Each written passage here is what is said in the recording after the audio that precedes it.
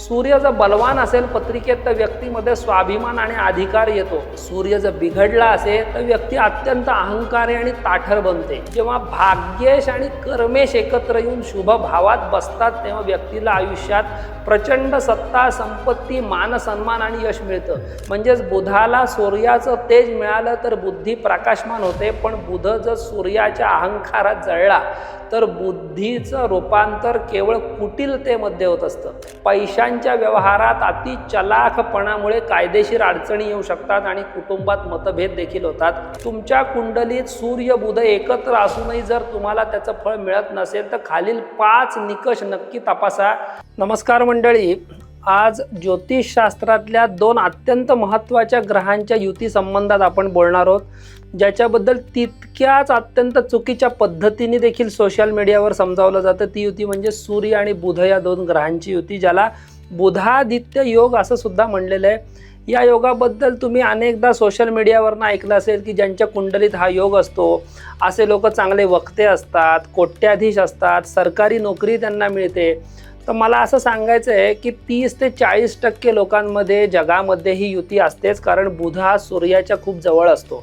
मग 30 ते 40% जनता सगळी कोट्याधीश होते का, किंवा चांगले वक्ते होतात का, किंवा सगळेच सरकारी नोकर होतात का? तर नाही। तर ही जी युती आहे याचं अत्यंत प्रामाणिक सत्य नक्की काय आहे, जुन्या प्राचीन ग्रंथात याविषयी काय दिलंय आणि प्रत्येक स्थानामध्ये कुंडलीच्या या युतीचं काय फळ मिळणार आहे या व्हिडिओमध्ये आपण जाणून घेणार आहोत। त्यामुळे शेवटपर्यंत हा व्हिडिओ जरूर बघा, जेणेकरून या युतीविषयीचा संभ्रम जो तुमच्या मनात असेल तो दूर व्हायला मदत होईल।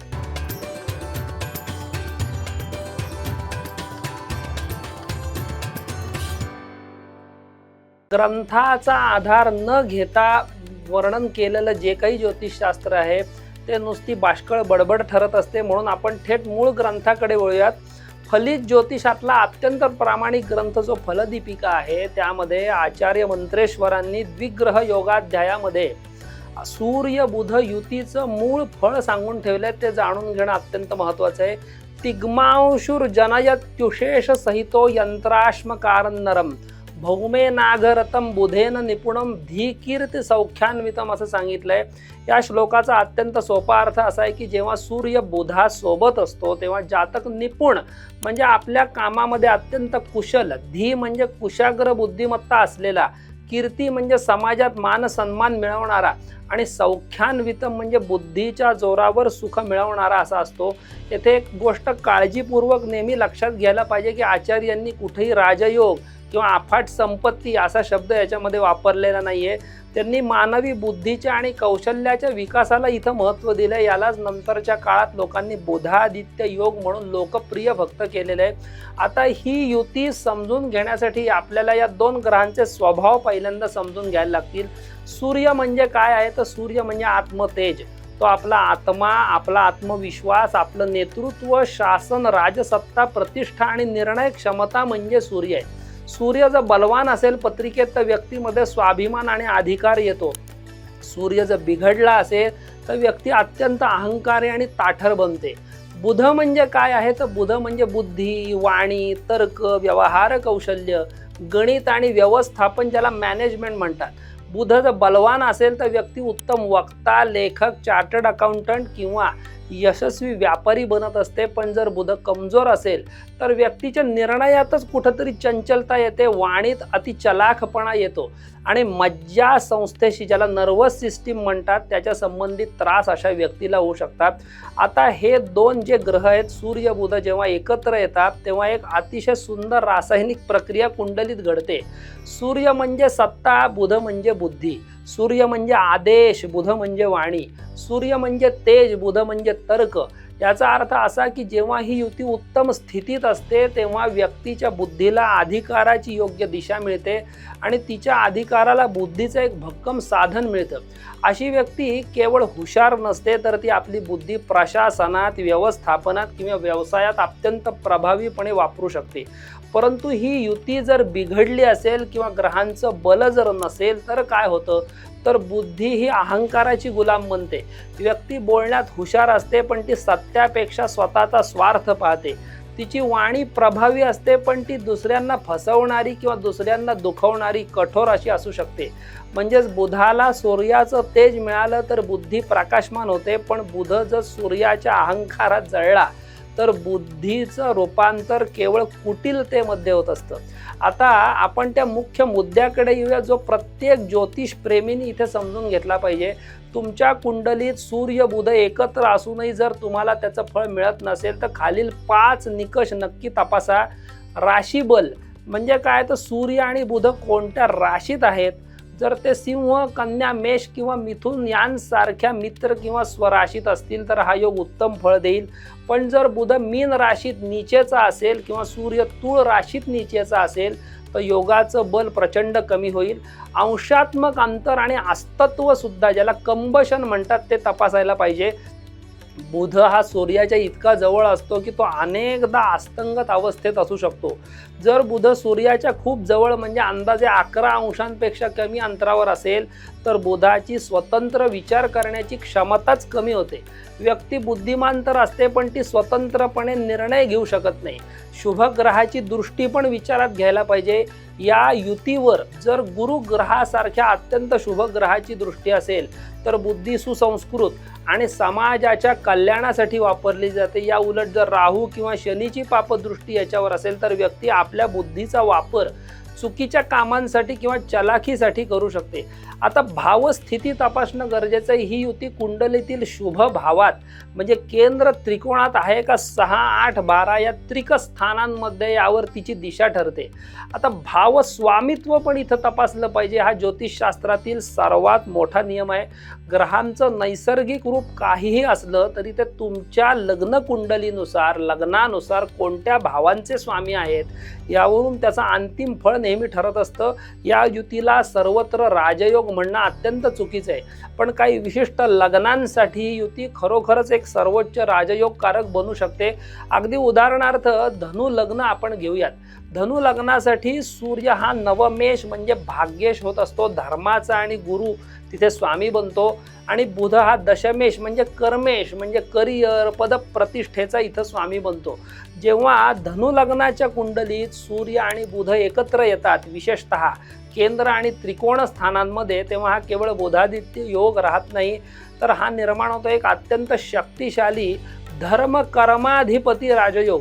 फलदीपिकेत पुढं असं त्यांनी सांगितलंय की धर्म कर्म भवनाधिपती द्वौ संयुक्तौ महित भावगतौ चेत राजयोग इति तदिह ज्ञेयम केंद्र कोण युतिर्यदि शंखः. म्हणजे काय, जेव्हा भाग्येश आणि कर्मेश एकत्र येऊन शुभ भावात बसतात तेव्हा व्यक्तीला आयुष्यात प्रचंड सत्ता, संपत्ती, मान सन्मान आणि यश मिळतं. पण हे कधी मिळतं, जेव्हा तुमच्या आयुष्यात सूर्य किंवा बुधाची महादशा किंवा आंतरदशा येते, तेव्हा हे फळ तुम्हाला प्रकर्षाने जाणवेल. आता आपण बघूयात की कुंडलीच्या सर्व 12 भावांमध्ये युती नक्की काय फळ देते आणि याचा सविस्तर आणि शास्त्रीय विचार आपण यामध्ये करूयात. पहिलं जे स्थान आहे लग्नस्थान. या लग्नात सूर्य बुध जर असतील एकत्र तर जातक अत्यंत देखणा, तेजस्वी आणि प्रभावी व्यक्तिमत्वाचा असतो. बोलण्यात कमालीचा आत्मविश्वास आणि अधिकार असतो. अशी व्यक्ती सल्लागार, प्रशासक किंवा राजकारणात उत्तम नाव कमावते. अशुभ फल काय आहे, तर जर इथे युती पापदृष्ट असेल तर अहंकार वाढला तर ती व्यक्ती इतरांचं ऐकून घेत नाही. स्वतःच्याच बुद्धीचा, ज्याला आपण इगो असतो, तो नडत असतो. अतिपित्त प्रकृतीचा त्रास देखील या व्यक्तींना इथे होऊ शकतो. दुसरं स्थान जे आहे धन आणि वाणीचं स्थान आहे. इथे जर ही युती शुभकारक असेल तर बुधादित्य योगामध्ये या व्यक्तीची वाणी अमोघ असते. व्यक्ती आपल्या बोलण्यातून ज्ञानाने किंवा कौशल्याने धनार्जन करते. बँकिंग, फायनान्स, चार्टर्ड अकाउंटन्सी किंवा वक्तृत्व क्षेत्रात हे लोक खूप यशस्वी होतात. ही जर युती इथे बिघडलेली अशुभ ग्रहांच्या दृष्टीत असेल तर बोलण्यात अत्यंत कटुता येते. पैशांच्या व्यवहारात अति चलाखपणामुळे कायदेशीर अडचणी येऊ शकतात आणि कुटुंबात मतभेद देखील होतात. तिसरं स्थान जे कुंडलीतले ते पराक्रम आणि संवादाचं स्थान आहे. या स्थानामध्ये जर ही शुभ युती असेल तर तिसऱ्या स्थानातील युती व्यक्तीला उत्तम लेखक, पत्रकार, डिजिटल मार्केटर, संपादक किंवा सोशल मीडिया इन्फ्लुएन्सर बनवू शकते. संवाद साधण्याची कला, ज्याला कम्युनिकेशन स्किल्स म्हणतात, त्या अशा व्यक्तीत उत्तम असतात. ही युती जर बिघडली तिसऱ्या स्थानामध्ये तर लहान भावंडांची सतत स्पर्धा किंवा मतभेद राहू शकतात. सोशल मीडियावर किंवा स्वतःच्या कामाच्या ठिकाणी स्वतःचं मत लादण्याच्या नादात विनाकारण वाद ओढवून असे लोक घेत असतात. चौथ्या स्थानामध्ये म्हणजे सुख, माता आणि शिक्षणाचंही काही ठिकाणी हे स्थान दिलेलं आहे. तिथे जर ही शुभ युती असेल तर जातक उच्च शिक्षित असाच असतो. घरामध्ये शिस्तप्रिय वातावरण असतं. रिअल इस्टेटचे दस्तऐवज, कायदेशीर कागदपत्र किंवा वास्तूच्या व्यवहारातून या लोकांना चांगला लाभ होतो. ही युती जर बिघडलेली असेल चौथ्या स्थानात तर घरात नेहमी एक मानसिक ताण जाणवतो. आईसोबत किंवा वडिलांसोबत वैचारिक मतभेदांमुळे घरगुती सुखात काहीशी कमतरता या लोकांच्या जीवनात राहू शकते. पाचवं जे स्थान आहे ते बुद्धी, संतती आणि मंत्रशास्त्राचं देखील स्थान आहे, मंत्रसिद्धीचं स्थान आहे. इथे जर ही शुभ फलात युती असेल तर ती सर्वोत्तम मानली गेलेली आहे. विशेषतः बुध बलवान असेल तर व्यक्तीची बुद्धी कुशाग्र असते. गणित, शेअर मार्केट ॲनालिसिस, नीतिशास्त्र, ज्याला पॉलिसी मेकिंग म्हणतात, तर मंत्रशास्त्र, ज्योतिषात हे लोक अत्यंत पारंगत होतात. संतती देखील अशा लोकांची बुद्धिमान असते. अशुभ फल या युतीचं या स्थानात काय मिळू शकतं तर अभ्यासात किंवा निर्णयात प्रचंड चंचलता येऊ शकते. शेअर मार्केटमध्ये अति आत्मविश्वासामुळे मोठं आर्थिक नुकसान होण्याची शक्यता या लोकांची असते. सहावं स्थान जे आहे ते रोग, कर्ज आणि शत्रूंचं स्थान आहे. या स्थानामध्ये शुभ फल जर या युतीचं असेल तर इथे त्रिक भाव जरी असेल तर ही जी युती जातकाला उत्तम वकील, ऑडिटर किंवा डॉक्टर बनवू शकते. शत्रूवर बुद्धीच्या जोरावर सहज विजय मिळवता येतो. स्पर्धा परीक्षांमध्ये यश मिळतं. आणि कुंडलीतली ही युती 6व्या स्थानात अशुभ ग्रहांच्या दृष्टीत असेल तर विनाकारण कोर्ट कचेरीचे वाद पाठीशी लागतात. ऑफिस पॉलिटिक्सचा त्रास होतो आणि मज्जा संस्थेचे किंवा पोटाचे, पित्ताचे विकार छळू शकतात. 7वं स्थान जे ते विवाह आणि भागीदारीचं स्थान आहे. शुभ ग्रहांच्या दृष्टीत जर ही युती 7व्या स्थानात असेल तर जोडीदार अत्यंत बुद्धिमान, शिकलेला आणि प्रतिष्ठित घराण्यातील मिळतो. बिझनेस पार्टनरशिप किंवा पब्लिक डीलिंग, कन्सल्टन्सी या क्षेत्रात उत्तम यश मिळतं. कुंडलीत 7व्या स्थानात ही युती बिघडली असेल तर वैवाहिक आयुष्यात माझंच खरं या बुद्धिवादामुळे आणि अहंकारामुळे विसंवाद निर्माण होऊ शकतो. भागीदारीच्या व्यवसायात कागदपत्रांवरून वाद होऊ शकतात. 8वं जे स्थान आहे ते गूढ ज्ञान, मृत्यू आणि संशोधनाचं स्थान आहे. या स्थानात जर शुभ फलात ही युती असेल तर व्यक्तीला गहन संशोधक, ज्याला रिसर्चर आपण म्हणत असतो, सायंटिस्ट म्हणतो, उत्तम ज्योतिषी, तांत्रिक, गुप्तहेर किंवा टॅक्स किंवा ऑडिट क्षेत्रातील तज्ज्ञ बनवते. गूढ शास्त्रांची आवड निर्माण करते. अशुभ अशी युती जर इथे असेल तर मानसिक नैराश्य, ॲन्झायटी, कामामध्ये अचानक येणारे अडथळे, वडिलांच्या आरोग्याची चिंता आणि सरकारी करांसंबंधी टॅक्सेशन, गुप्त कारवायांना तुम्हाला सामोरं जावं लागू शकतं. 9वं जे स्थान आहे ते भाग्य आणि धर्मस्थान आहे. या स्थानात जर ही युती शुभदृष्टीत असेल तर जातकाला धार्मिक ग्रंथांचं उत्तम ज्ञान देते. व्यक्ती धर्म, कायदा, शिक्षण आणि प्रकाशन क्षेत्रात मोठी कीर्ती मिळवते. गुरु आणि वडिलांचा पूर्ण पाठिंबा मिळतो. अशुभ दृष्टीत ही ग्रह स्थिती जर तिथे असेल तर पांडित्य गर्व, ज्याला आपण म्हणतो, तो येत असतो. म्हणजे मलाच फक्त धर्म जास्त समजतो असा आव आणल्यामुळे गुरु किंवा ज्येष्ठ व्यक्तींशी वाद निर्माण होऊ शकतात. 10वं स्थान कर्म आणि पदप्रतिष्ठेचं स्थान आहे. इथे शुभ फलात जर ही युती असेल तर सूर्य आणि बुध या दोघांसाठी अत्यंत शक्तिशाली ही मानली जाते. येथे ही युती व्यक्तीला उच्च सरकारी पद, कॉर्पोरेट लीडरशिप, IT क्षेत्रात मोठं यश किंवा यशस्वी बिझनेस कन्सल्टंट बनवते. समाजात मोठी प्रतिष्ठा मिळते. अशुभ ग्रहांच्या दृष्टीत दशमात ही युती असेल तर वरिष्ठांशी किंवा बॉस सोबत इगो क्लॅश होऊ शकतात.